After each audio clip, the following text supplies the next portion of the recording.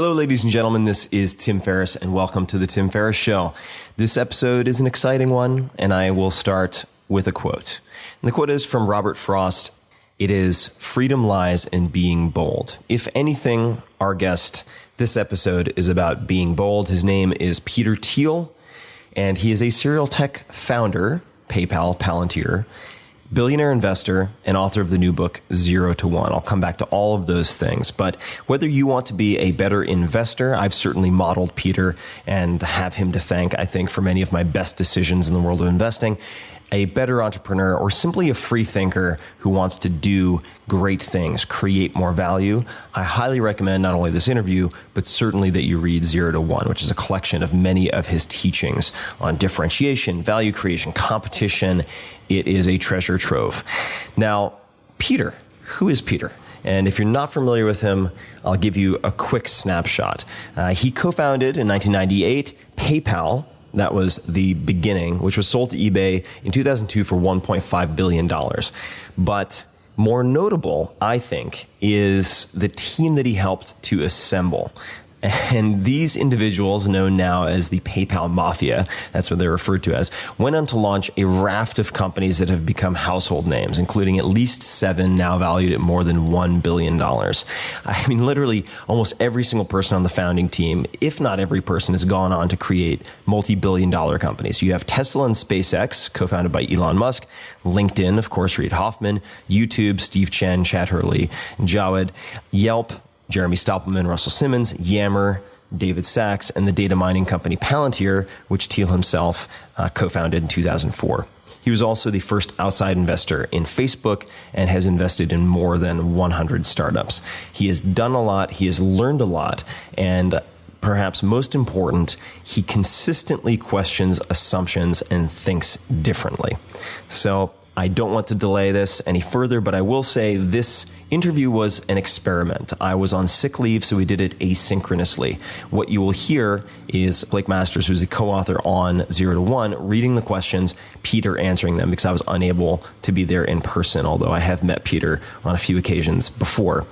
There are also written questions and answers, and you can find those written questions and answers on the blog. Go to 4hourworkweek.com/podcast, click on this episode, and it'll take you to the right place.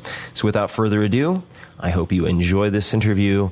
Please share your thoughts on Twitter at tferriss, that is me, 2 R's, 2 S's, or on Facebook at /Tim Ferriss, 2 R's, 2 S's, and thank you so much for listening. Optimal minimal. At this altitude, I can run flat out for a half mile before my hands start shaking. Can I answer your personal question? Now would seem an appropriate time. What if I did the opposite? I'm a cybernetic organism, living tissue over metal endoskeleton. The Tim Ferriss Show. Hello, this is Peter Thiel. I'm happy to be here on the Tim Ferriss Show. Thank you for having me. Since Tim is out, my co-author Blake Masters is the voice you hear asking questions that came from Tim and his audience. Let's get started. What do you believe that very few others do? Well, for starters, I think this is a much harder question to answer than it sounds. I give a number of different answers in my book. One high-level answer is that I think technology is far more important in our world than globalization, even though we're in a world where people are very focused on globalization, on copying things that work, and much less on technology, on doing new things. And I think we need to shift that hierarchy around, and we need to see technology as the main driver for progress in the 21st century. A second answer that I come to on the business side that I think is quite contrarian is that whereas most people believe that capitalism and competition are synonyms, I think they are antonyms. A capitalist is someone who's in the business of accumulating capital. In a world of perfect competition, all the capital is competed away. And so, for example, the restaurant industry in San Francisco is incredibly competitive, but not very capitalistic, because no one ever makes any money at it. Whereas Google is a very capitalistic company, which has made enormous profits for the last dozen years, but has had no real competition ever since it's definitively distanced itself from Yahoo and Microsoft around 2002. What do you wish you had known about business 20 years ago? If you go back 20, 25 years, I wish I would have known that there was no need to wait. I went to college, I went to law school, I worked in law and banking, though not for terribly long. But not until I really started PayPal did I fully realize that you don't have to wait to start something. So if you're planning to do something with your life, if you have a 10-year plan of how to get there, you should ask, why can't you do this in 6 months? Sometimes you have to actually go through the complex 10-year trajectory, but it's at least worth asking whether that's just a story you're telling yourself or whether that's the reality. How important is failure in business? Well, I think failure is massively overrated. Most businesses fail for more than one reason. And so when a business fails, you often don't learn anything at all because the failure was overdetermined. You will think it failed for reason number 1, but it failed for reasons numbers 1 through 5. And so the next business you start will fail for reason number 2 and then for 3 and so on. And so I think people actually do not learn very much from failure.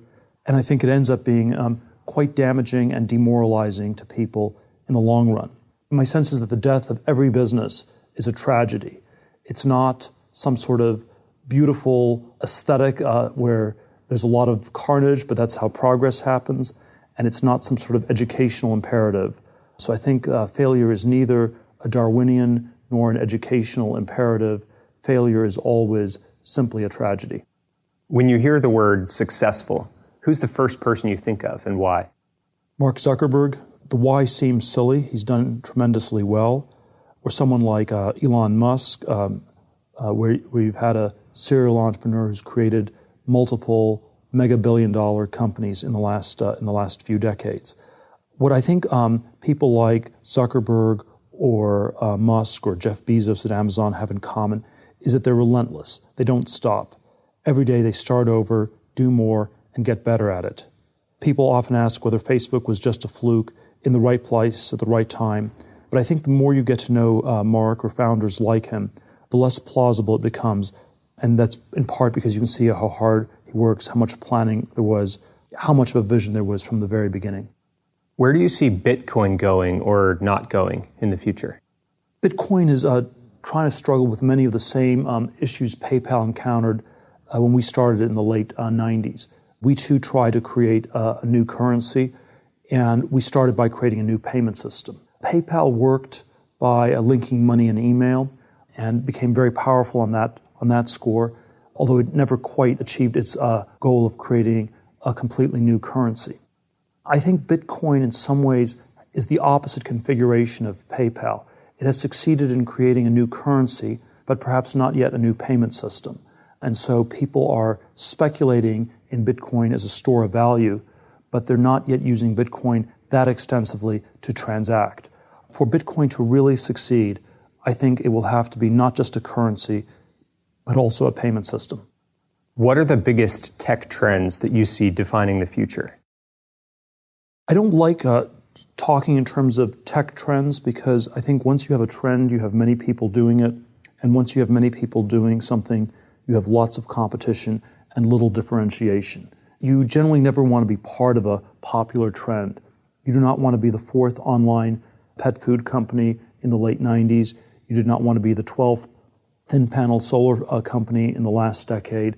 And you don't want to be the nth company of any particular trend. So I think trends are often things to avoid.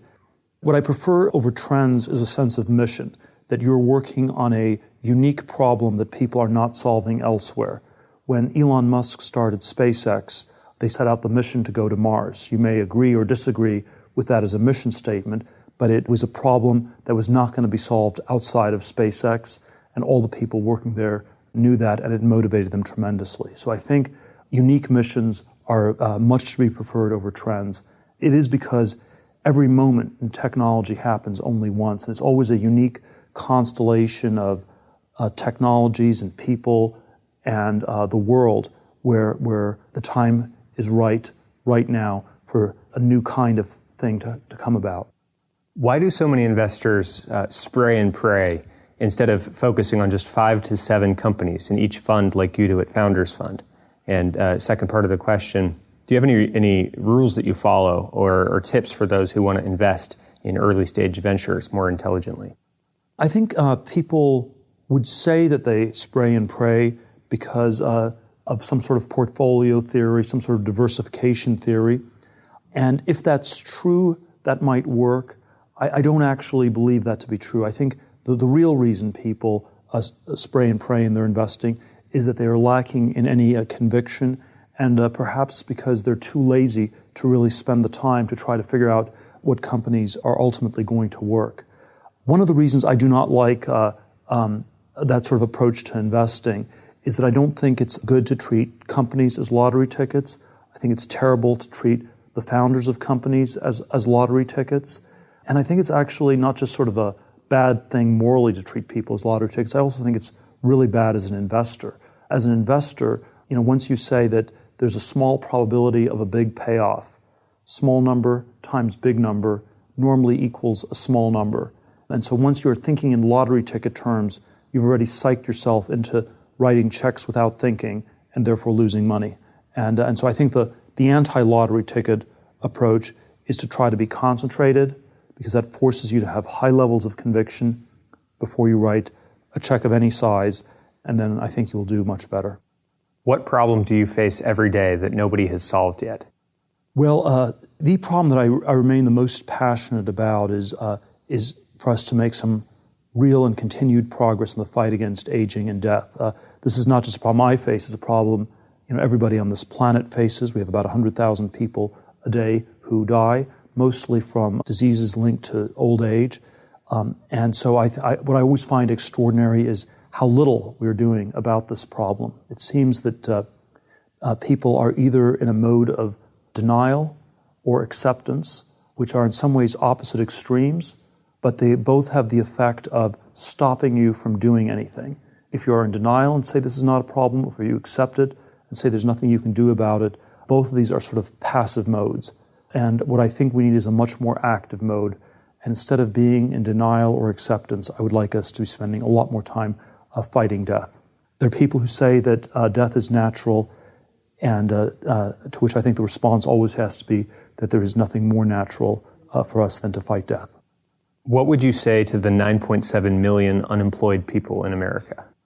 Let me give both a micro and a macro answer to this. On a micro answer, I don't think there's any sort of one-size-fits-all approach. I think there are very different kinds of facts and circumstances in which people find themselves in, and I think that a reasonable approach would involve very carefully looking at why people are there. Are they in a long-term unemployed situation where they were working in a Rust Belt factory with a job that no longer exists, or are they a 20-something college student who studied a major that was poorly advised and has accumulated a mountain of debt? And so I think you always want to approach this with far more granularity, and that there's no sort of one-size-fits-all approach. The macro answer, though, that I think is critical is that we need to find a way for there to be just more growth in our overall economy. If the U.S. economy was growing at a rate of 4% a year, I think these problems would broadly get solved.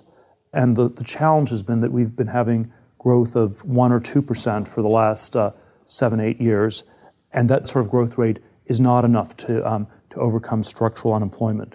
It's my view that technology is the key driver for growth, especially in a developed nation like the U.S., and therefore anything we can do to accelerate technological progress and technological innovation will increase growth and ultimately will increase opportunities for people throughout our society.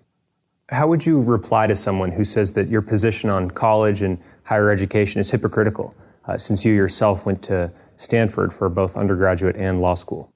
Well, I think some people will always find objections of one sort or another. Had I not gone to Stanford or law school, people would object and say that I had no idea what I was missing. So I think they're likely to complain in any event. But I would say my view is not hypocritical, because I've never made the claim that there's a one-size-fits-all. So if I said that nobody should go to college, that might be hypocritical. But what I have said is that not everybody should do the same thing, and that there is something very odd about a society where the most talented people all get tracked towards the same elite colleges, where they end up studying the same small number of subjects and go into the same small number of careers. And that strikes me as sort of a lack of diversity in our thinking about the kinds of things people should be doing that's very limiting for our society as well as for those students. I certainly think I was guilty of very much of this myself.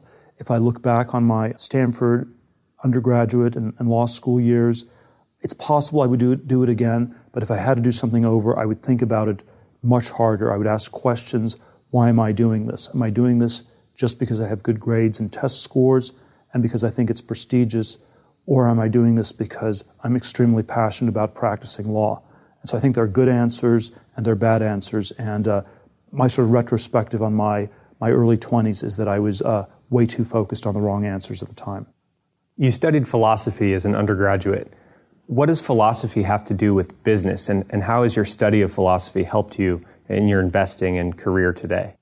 I'm not sure how much the formal study of philosophy matters, but I think the fundamental philosophical question is one that's important for all of us. And it's always this question of what do people agree merely by convention and what is the truth?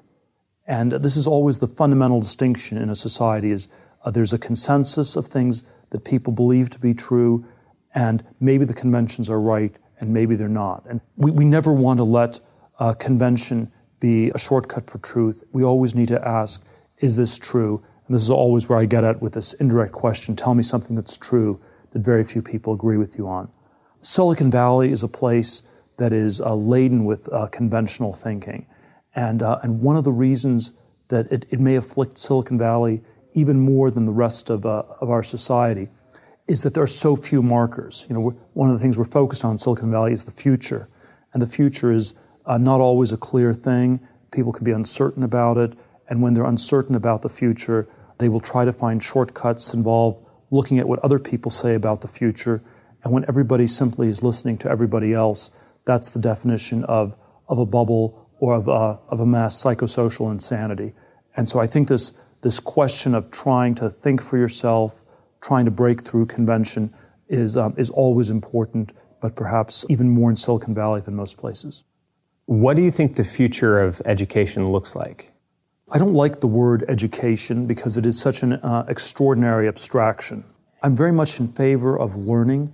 I'm much more skeptical of credentialing or the abstraction called education. And so there are all these granular questions, like what is it that you're learning? Why are you learning it? Are you going to college because it's a 4-year party? Is it a consumption decision?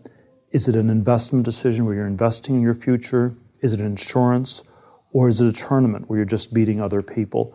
And our elite universities really like Studio 54, where it's like an exclusive nightclub. I think if we move beyond the education bubble that we're living in today, the future will be one in which people can speak about these things more clearly. And we will talk about, is it an investment decision? Is it a tournament? Is it a trade or vocational skill that you're developing? I think engineering is the opposite of education because it is actually a specific skill that people are learning. And it's sort of, engineering as a discipline cuts the most against the banality that we're always told that you're just learning how to learn, or you're not learning anything in particular, you don't know why you're learning things. Engineering is sort of the anti-education in that sense, and I think is in some ways a paradigm for the way I think it will be more in the future. I think we will have much less of a one-size-fits-all approach. I think the big tract institutions are delivering less and less and charging more and more. And so I think we are sort of at a point where things will look very different. One of my friends has suggested that we are at a point in education that's like the place where the Catholic Church was on the eve of the Reformation. It had become sort of a very corrupt institution. It was charging more and more for indulgences. People thought they could only get saved by going to the Catholic Church, just like people today believe that salvation involves getting a college diploma, and if you don't get a college diploma, that you're going to go to hell. I think my answer is in some ways like that of the reformers in the 16th century. It is the same disturbing answer that you're going to have to figure out your salvation on your own. What are your daily habits and routines? I always feel I'm a terrible person answering that question since things are very unstructured on many ways. But I'd say one thing that I try to do every day is to have a conversation with some of the smartest people I know and continue to develop my thinking. So I'm trying to learn new things. I find that I learn them from other people, and it's often people with whom I've had conversations for a long time. So it's not an MTV approach where you talk to a new smart person every day. It's one where you have sustained conversations with a group of friends or people you've been working with for a long time, and you come back to thinking about some of these questions. And that's how I find I really continue to learn every day and expand my thinking about the world. What one thing would you most like to change about yourself or improve on?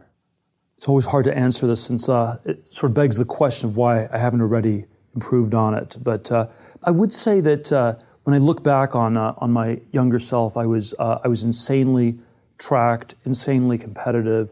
And when you're very competitive, you get good at the thing you're competing with people on, but it comes at the expense of losing out on many other things. So if you're a competitive chess player, you might get very good at chess, but neglect to develop other things because you're focused on beating your competitors rather than on doing something that's important or valuable. And so I've become, I think, much more self-aware over the years about the problematic nature of a lot of the competitions and rivalries that we get caught up in. And I would not pretend to have extricated myself from this altogether. So I think every day it's something to reflect on and think about, how do I become less competitive in order that I can become more successful? What did you want to achieve by writing 0 to 1? When you write a book like this, you're trying to reach as broad an audience as possible. There's much that I've learned in the last 15 years as both an entrepreneur and investor in the technology industry, and I wanted to share some of these lessons, not just at Stanford, but also in Silicon Valley and with the wider world. I think this question of technology is critical to our society in building a better future in the 21st century, and I think there's both sort of a alarmist and a hopeful part of this book. The alarmist part is that if we do not get our act together and innovate more, we will have a bleak and stagnant century ahead of us. And on the other hand, the positive side is that there's absolutely nothing about all the great ideas having been found. It's not the case that all the low-hanging fruit has been picked. There's a great deal of things that can be done, that people can achieve. There are many great secrets left to be unlocked in the decades ahead. And so I think it is primarily a cultural question of what we need to do to get back to the future.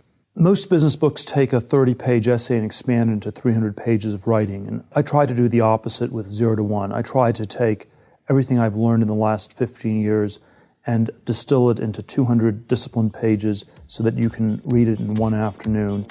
Writing this book helped me organize and advance my thinking tremendously, and I hope it does the same for its readers.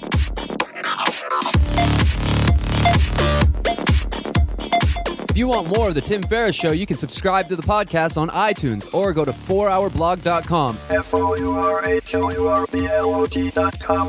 Where you'll find an award-winning blog, tons of audio and video interview stories with people like Warren Buffett and Mike Shinoda from Linkin Park, the books, plus much, much more. Follow Tim on Twitter. It's twitter.com/tferriss. That's TFERRISS. or on Facebook at facebook.com/Tim Ferriss. Until next time, thanks for listening.